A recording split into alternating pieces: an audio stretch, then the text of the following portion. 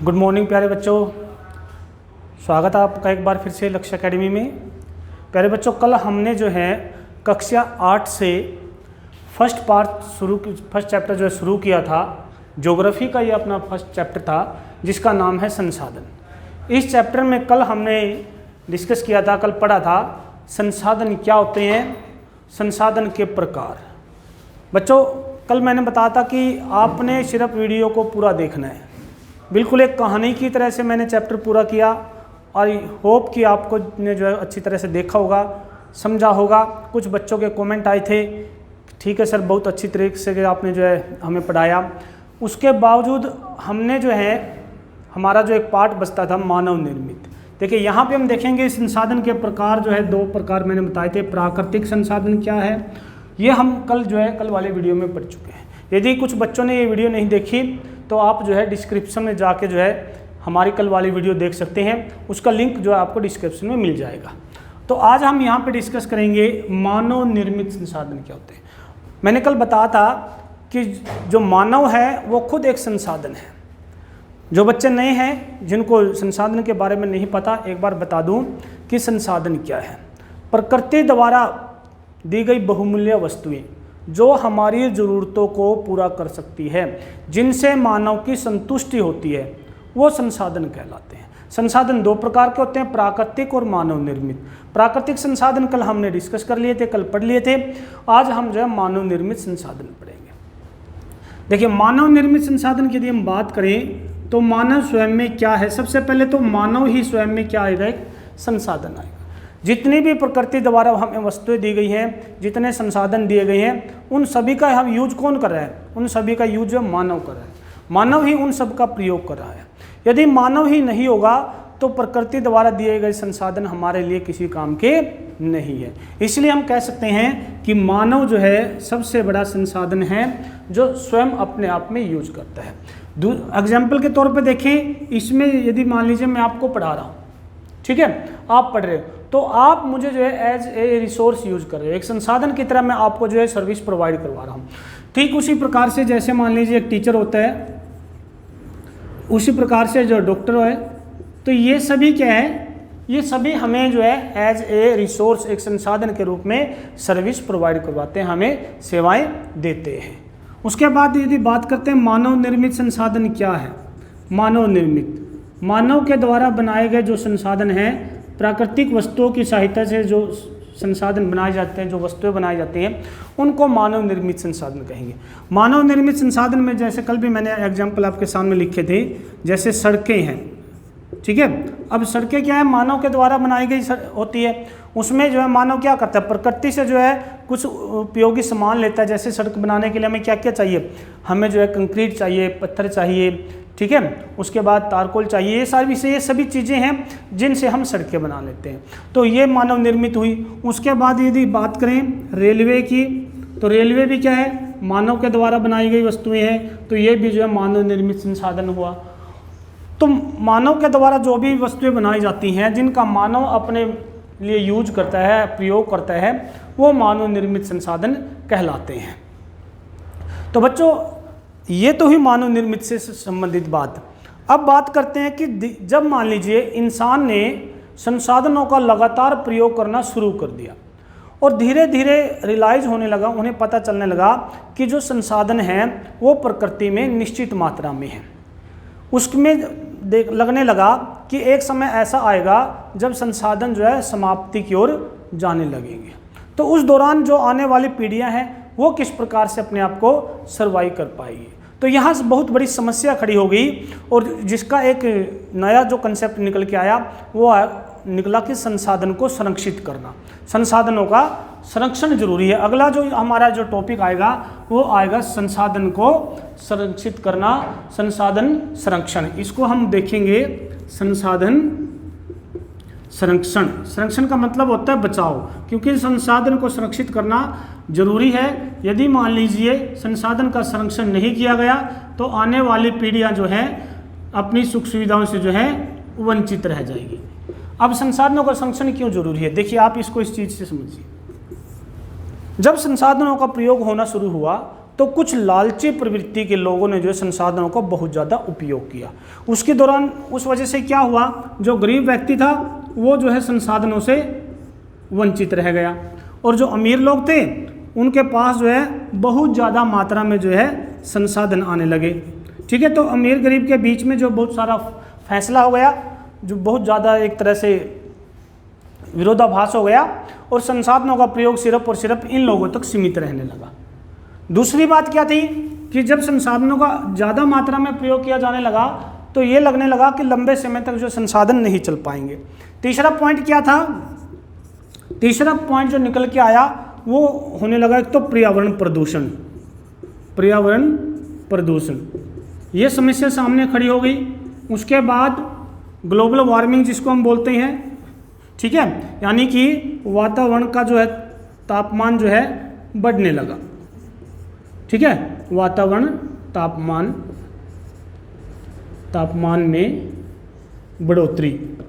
ठीक है, ये भी जो है सभी कारण जो निकल के सामने आने लगे।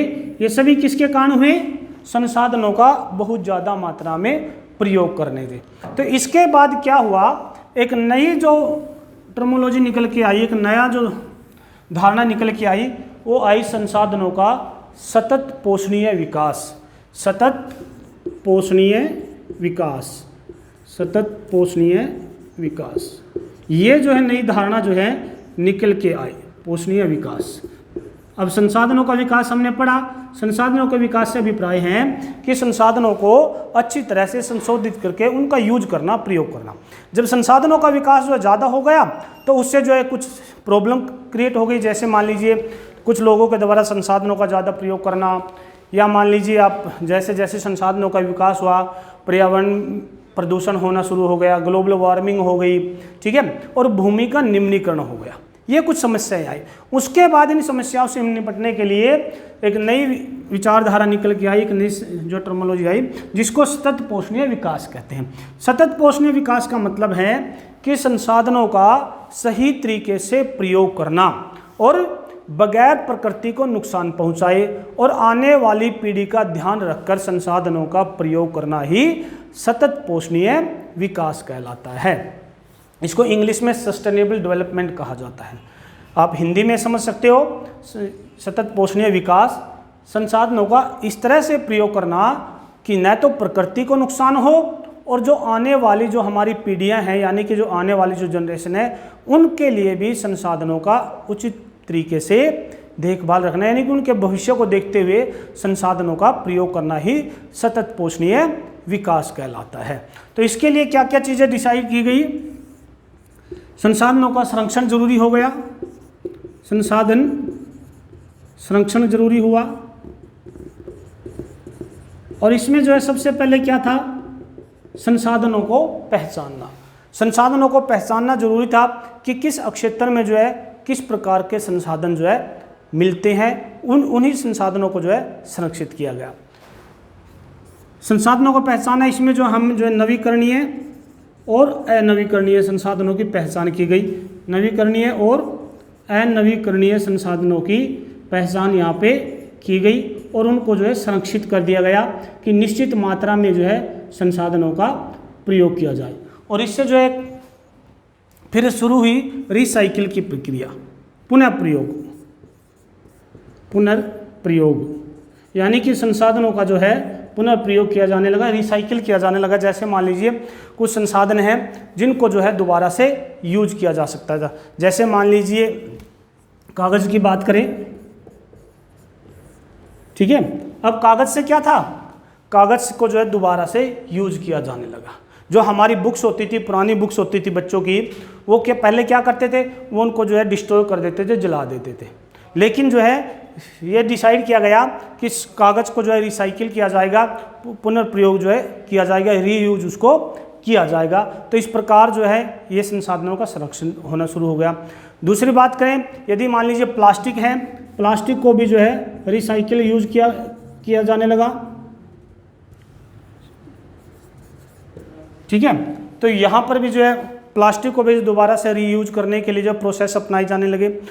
तो बच्चों यहाँ पे हम देखते हैं कि यदि हम अच्छी तरीके से संसाधनों का संरक्षण करते हैं, उनको बचाते हैं, तो आने वाली पीढ़ियों के लिए जो है ये बहुत ज़्यादा फ़ायदेमंद जो है रहने वाला है। आप कल्पना कीजिए कि यदि मान लीजिए आप जो है गाड़ियों में चल रहे हैं, कार में चल रहे हैं, तो कार में हमें डालने के लिए पेट्रोल चाहिए, ठीक है। और एक समय ऐसा आए यदि हम जो अभी का जो समय है वही जो है वही लोग जो है संसाधनों को बहुत ज़्यादा उपयोग करें, लेकिन जो आने वाली पीढ़ी है उनके लिए पेट्रोल ही ना बचे, तो आप कल्पना कीजिए कि वो अपने आप को कैसे सर्वाइव कर पाएंगे।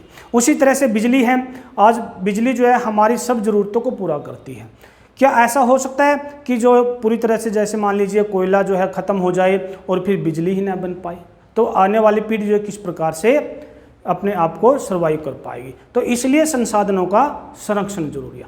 आपकी जो बुक है उस बुक में भी जो है मैंने चैप्टर की शुरुआत में बताया था कि मोना और राजू दो बच्चे यहाँ पे दिखाए गए हैं कि मोना जो है एक दिन सपना देखती है और वो सपने में क्या देखती है कि चारों तरफ जो है सूखा है, पशु पक्षी जो है पानी के बगैर जो है मर रहे हैं, पेड़ पौधे भी नहीं हैं, छाया भी नहीं है। तो अचानक से एकदम से उठकर जो है बैठ जाती है और उसकी माँ से पूछती है कि माँ जो है मैंने इस प्रकार से सपना देखा कि क्या इस प्रकार हो सकता है। फिर उसकी माँ ने उसे बताया, हाँ बेटा, इस प्रकार की घटना जो है बिल्कुल सच साबित हो सकती है यदि हम संसाधनों का संरक्षण नहीं करेंगे, यदि हम संसाधनों को नहीं बचाएंगे। तो उसकी माँ ने जो है फिर एक बिल्कुल छोटा सा और बड़ा इंटरेस्टिंग एग्जाम्पल देते हुए कहा कि हमारे लिए जो पानी क्या है, पानी हमारे लिए एक उपयोगी संसाधन है जो हमारी ज़रूरतों को हर रोज़ पूरा करता है। यदि हम पानी की बचत नहीं करेंगे, पानी को नहीं बचाएंगे, तो एक दिन ऐसा आ जाएगा कि सभी जानवर, सभी प्राणी, सभी मानव जो है पानी के लिए जो है तरसते रह जाएंगे। तो पानी हमारे लिए एक बहुत ही ज़्यादा बहुमूल्य और उपयोगी संसाधन है। तो ठीक उसी प्रकार से दूसरे संसाधन भी हमारे लिए बहुत ज़्यादा बहुमूल्य और उपयोगी है। इसलिए प्यारे बच्चों, हमने जो है संसाधनों का संरक्षण करना है, बचाव करना है, और ताकि हम जो आने वाली पीढ़ियों का भी ध्यान रखें। तो यहाँ पर ये हमारा चैप्टर जो है बच्चों पूरा होता है। इसके बाद आपने क्या करना है, जिस तरह से मैंने आपके सामने जो चैप्टर ये पढ़ाया है, आप इसके जो है वेरी शॉर्ट क्वेश्चन भी जो है बना सकते हो, बिल्कुल अति लघु जो है प्रश्न उत्तर बना सकते हो। जैसे मान लीजिए संसाधन किसे कहते हैं, ठीक है, बिल्कुल 1 या 2 लाइन का बनेगा। संसाधन कितने प्रकार के होते हैं, आपसे जो है क्वेश्चन पूछा जा सकता है, 1, 2, 3 या 4, ठीक है। तो आपके सामने सिर्फ ऑप्शन होगा 2। संसाधन 2 प्रकार के होते हैं, प्राकृतिक और मानव निर्मित। उसके बाद आपसे प्राकृतिक संसाधन में पूछ सकते हैं कि प्राकृतिक संसाधन कितने प्रकार के होते हैं, किन किन आधार पर इनको बांटा जा सकता है। तो आप देखेंगे उत्पत्ति के आधार पर प्राकृतिक संसाधन होते हैं, समापत्य के आधार पर होते हैं, ठीक है। उत्पत्ति के आधार पर जैसे मान लीजिए जैव और अजैव संसाधन मैंने आपको पढ़ा था।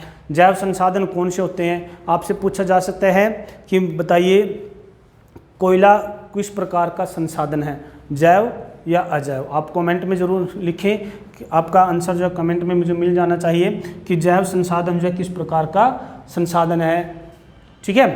कोयला किस प्रकार का संसाधन है, जैव है या अजैव है। तो बच्चों, आज का जो है हमारा टॉपिक यहीं पे ख़त्म होता है, और आप जो है लगातार जो है हमारे चैनल को देखते रहिए। आपको किसी भी प्रकार की प्रॉब्लम हम जो है आने नहीं देंगे। आप जो है हमारा अपना कॉन्टैक्ट नंबर जो है हमसे जो है कमेंट में शेयर कर सकते हो, ताकि हम जो है आने वाले टाइम में जो हम नोट्स तैयार करेंगे वो नोट्स जो है आपके पास जो व्हाट्सएप के द्वारा हम भेज सकें। इस प्रकार की प्रक्रिया जो है बनाई जा रही है कि आप लोगों के पास जो डायरेक्टली जो है नोट्स बनाकर जो है भेजे जाए, क्वेश्चन आंसर जो आपके पास जो है चले जाएंगे। आप जो है अपना नंबर जो है शेयर करें, कमेंट में अपना नंबर हमें भेजें, और हम जो है क्लास के अकॉर्डिंग जो है ग्रुप बनाएंगे। 8th क्लास के जितने बच्चे हैं वो सभी अपना नंबर शेयर कर दीजिए, अपने दोस्तों का, अपने फ्रेंड का, अपने पूरी क्लास वालों का। तो आपको जो है घर बैठे सारा का सारा काम जो है वहीं पर मिल जाएगा। आपको जो है क्वेश्चन आंसर जो है बिल्कुल अच्छी लैंग्वेज में जो है अवेलेबल होंगे, नोट्स जो है आपको मिल जाएंगे। तो बच्चों, देखते रहिए हमारे चैनल को और घर बैठे जो अपनी स्टडी जारी रखिए। ठीक है बच्चों, मिलते हैं अगली वीडियो में। तब तक के लिए धन्यवाद।